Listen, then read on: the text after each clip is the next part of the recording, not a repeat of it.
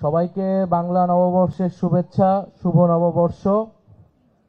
আজকে জাতীয় নাগরিক পার্টি ঢাকা মহানগরের পক্ষ থেকে পহেলা বৈশাখ উপলক্ষে আমাদের স্বল্প আয়োজন। যারা এই আয়োজনের সাথে জড়িত ছিলেন সবাইকে আন্তরিক কৃতজ্ঞতা এবং ধন্যবাদ জানাচ্ছি। পহেলা বৈশাখ এবং নববর্ষ আমাদের একটি সাংস্কৃতিক ঐতিহ্য এবং বাংলা বছরের শুরুর এই দিনটাকে আমরা খুবই আনন্দ এবং উৎসবের সাথে পালন করি। এবারই প্রথম হাসিনা মুক্ত, ফ্যাসিস্ট মুক্ত বাতাসে আমরা পহেলা বৈশাখ পালন করতে পারছি। আমরা দেখেছি বিগত সময়গুলোকে অন্য সব কিছুর মতো পহেলা বৈশাখকেও একটি সাংস্কৃতিক দলীয় হাতিয়ারে পরিণত করেছিল বিগত রেজিম। ফলে পহেলা বৈশাখ বা নববর্ষের যে অন্তর্ভুক্তিমূলক বৈশিষ্ট্য সেটি ছিল না। আমরা আশা করব আমাদের এবারের পহেলা বৈশাখ এবং সামনের দিনগুলোতে পহেলা বৈশাখ এবং নববর্ষ জনগণের উৎসব হিসেবে আমাদের যে জাতীয় ঐতিহ্য সেই ঐতিহ্য ধারণ করে পালিত হচ্ছে এবং হবে। এবং নববর্ষ আমাদের একটি অন্যতম জাতীয় উৎসব।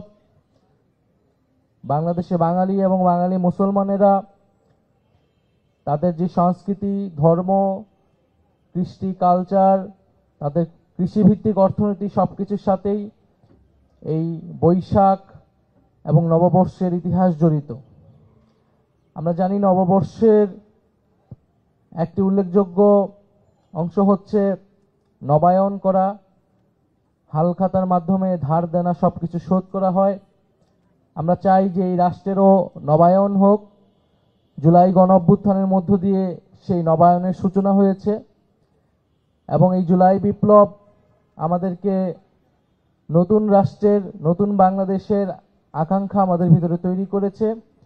যদি সেই নবায়ন তৈরি না হয়, রাষ্ট্র যদি গুণগত মৌলিক পরিবর্তনের মধ্য দিয়ে না যায়, যদি একই রাষ্ট্র কাঠামো থেকে যায়, তাহলে আসলে আমাদের যে জুলাই বিপ্লব সেই বিপ্লব ব্যর্থ হবে।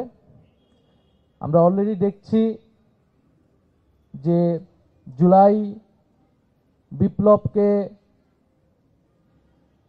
জুলাই বিপ্লবের আকাঙ্ক্ষাকে আমাদের যেই ফ্যাসিবাদ বিরোধী শক্তি সমূহ ছিল তারা এখন সমভাবে ধারণ করছে না।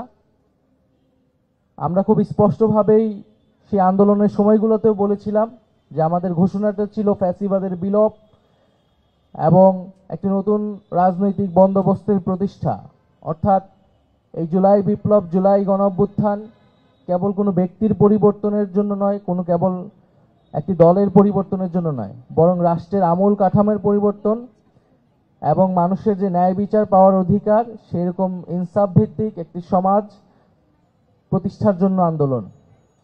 ফলে যে সংস্কারের ধারাবাহিকতা চলছে, আমরা মনে করি এটি দ্রুত সময়ের মধ্যে কার্যকর করা উচিত।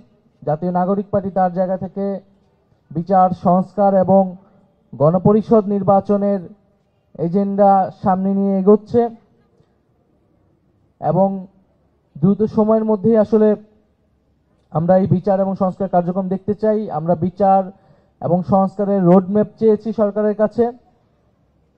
বিচার সংস্কারের মধ্য দিয়েই আমরা গণপরিষদ এবং আইনসভার নির্বাচন দিকে এগোতে চাই।